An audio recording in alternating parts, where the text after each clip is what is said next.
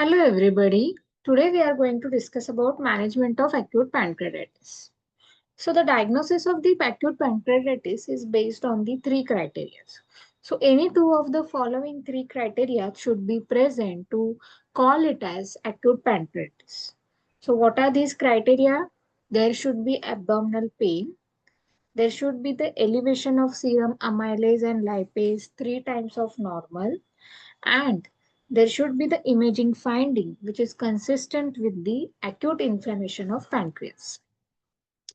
Now, once the diagnosis of the pancreatitis is clear, our next job is to find out the etiology of acute pancreatitis. So, the most common cause of acute pancreatitis are gallstone and alcohol use. And regard about 23% of the cases are labeled as idiopathic. Now, the hypertriglyceridemia is the next leading cause. Smoking can be the independent risk factor for pancreatitis with additive effect in association with alcohol. So we should also have the knowledge of the drugs which are strongly associated with acute pancreatitis, and these are azathioprine, 6-mercaptopurine, didanosine, valproic acid, AC inhibitor, and mesalamine.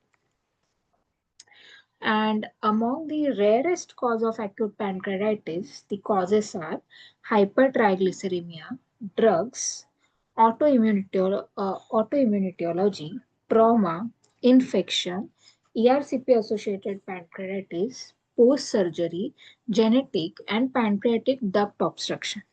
And please take a note, all these causes are contributing to the less than 1% of the etiology for acute pancreatitis. So this chart is the self-explanatory. So what is there in this flow chart is the diagnosis of the acute pancreatitis is based on the three criterias. So any two of the two of out of three should be there. Like as I have mentioned before, there should be abdominal pain. There should be the elevation of pancreatic enzymes, which is 3 times of normal. And there should be the imaging finding, which is consistent with the diagnosis of acute pancreatitis. So once the diagnosis is clear, the next job is to find out the etiology and to know how it is the severity of pancreatitis. So as I mentioned before, there are three leading causes like biliary cause, which we know, which we will discuss further. Then the second leading cause is alcohol and hypertriglyceridemia of triglyceride level of more than 1000 can contribute to pancreatitis. So once the etiology is clear, the next job is to find out what is the severity of pancreatitis. So in very simple language, if I want to explain, then if our pancreatitis is not associated with any organ complication, then it is coming in the category of mild. So if there is organ complication but which persists for less than 48 hours, then it is categorized as moderate to severe, and severe if this organ failure persists for more than 48 hours. Now, how we should proceed? Now, what imaging modality we should use? So, CT is not at all indicated in the initial presentation. We should go for the CT only if we have diagnostic dilemma. So, the transabdominal ultrasound is indicated if we are suspecting biliary etiology. Now, what should we do for early resuscitation? So, systemic inflammatory response is responsible for the hypoperfusion, which is leading to the organ dysfunction. So, patient with the organ dysfunction requiring ICU admission requires early resuscitation. And how we should go for this resuscitation? So we should ringer lactate is the fluid of choice, but there is a lot of controversy between ringer lactate and NS, and still we don't have any clear cut evidence. But according to the current guideline, ringer lactate is the fluid of choice, and we should be started in the range of 5 to 15 ml per kg per hour. And we should be monitoring the vitals like heart rate, which should be less than 120 minutes. Mean arterial pressure, which we can target between 65 to 85. There should be the proper urine output to call it as adequate resuscitation, like 0.5 to 1 ml per kg per hour. And hematocrit should be 35 to 44. So regarding the pain part, the management of the pain in acute pancreatitis is essential. So all patients should receive analgesia during first 24 hours in hospital. So patient-controlled analgesia should be considered, and intravenous analgesia will be required for severe pain. So opioids are associated with reduced requirement of supplementary analgesia without increase in the adverse effect. So if our pain is not controlled by initial NSAIDs, opioids, then the next step is to use epidural analgesia. So with epidural analgesia works by targeted sympathectomy, splanchnic vasodilation, improvement in microcirculation, and dampening inflammatory response. So if I want to summarize, how should I respond to pain? Then the first, we should use the NSAID. If not controlled, then go for opioids. If not controlled, then go for epidural analgesia. Now for severity assessment.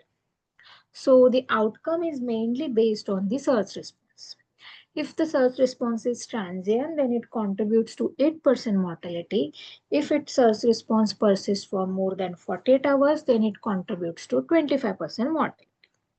For severity score, there are a scoring system like BISAP score, City Severity Index, Apache score, Pancreatitis Activity Scoring System, and there are few biomarkers like CRP and resistance. So if CRP levels are more than 150 on third day of symptom and with along with hematocrit of more than 44 and urea of more than 20, then that contribute to the severe pancreatitis. Now about nutrition part. So for nutrition part, we should see whether there is a presence of nausea, vomiting or abdominal symptoms are there or not. So if there is patient is comfortable, patient is not complaining of any pain, if there is absence of nausea and vomiting, then we should go with the oral feed. But if there is a there is if there is severe abdominal pain or patient is not able to tolerate the oral feed, then we should go for the enteral feed. So which while if we are choosing the option of enteral feed, then should we go for NG feeding or NG feed? So at such there is no difference. But if there is patient is vomiting and if we are thinking the risk of aspiration is high, then it is better to go for NG feed. And if the patient is not tolerating enteral feed properly, then it is recommended to go for parenteral nutrition. So AG advises commencing oral feeding within 24 hours if tolerated. If there is moderate to severe acute pancreatitis, then enteral feeding should commence within 72 hours. If enteral feed is failed, then we should go for parenteral nutrition. So a practical approach is to try oral feed as soon as possible. If contraindication uh, if there is a nausea, vomiting, abdominal distension, then go for enteral feed.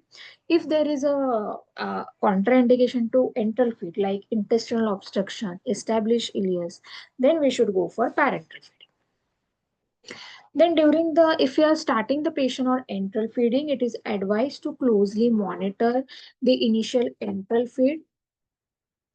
So for those who tolerate the feed, the rate may be increased gradually to meet nutritional requirement. If there is failure to tolerate will necessary, then we should start with the parenteral nutrition. So it is according to few guidelines, the polymeric formula is indicated, but if we use the polymeric formula, then there are chances of chylous ascites. Therefore, it is better to avoid. Also, there is no role of immunonutrition. Regarding antibiotic prophylaxis, there is no role of antibiotic prophylaxis. If you have gone for selective oral decontamination, then it reduces gram-negative sepsis. And the probiotics are not indicated, but they are associated with increased mortality risk. So, if there is a biliary pancreatitis, how we should approach? So, if our diagnosis is biliary pancreatitis and if it is associated with cholangitis, then we should go for the urgent ERCP, that is within 24 hours. If it is without cholangitis, then we should see whether there is common bile duct obstruction is present or not. Sometimes obstruction is not evident, so we need to take the help of imaging modalities like endoscopic ultrasound and MRC. So if there is CBD obstruction is there, then we should go for ERCP. If there is no CBD obstruction, then ERCP is absolutely not indicated. So if and the timing of ERCP is necessary, if there is a coexisting cholangitis, then urgent ERCP. Otherwise, we can wait for more than 24 hours. Now about the role of cholecystectomy. According to Poncho trial, it demonstrated the benefit of same admission over delayed cholecystectomy in reducing rate of readmission for gallstone related complication and mortality. Early cholecystectomy in patient with local collection is associated with increased infectious complication. Therefore, patient with mild biliary pancreatitis, same admission laparoscopic cholecystectomy is advised. This includes patients who have undergone ERCP and sphincterectomy at index of admission. For patients with moderate to severe disease, cholecystectomy should be performed following resolution of local and systemic complications. So about the complication, so acute pancreatitis, if then it could be complicated by acute intestinal edematous pancreatitis and necrotizing pancreatitis. So if uh, if the if we are considering the complication of less than 4 weeks, then it can be complicated as acute peripancreatic fluid collection. For more than 4 weeks, there can be the chances of formation of pancreatic pseudocyst. If it is necrotizing pancreatitis, then within 4 weeks, it is acute necrotic collection, and more than 4 weeks, walled off necrosis. So it is always necessary to know what are the serum marker for local complication, like raised inflammatory marker, BUN more than 20, Paxil hematocrit more than 44, and PCT more than 3.8 within 96 hours is the marker of severity. Thank you, guys.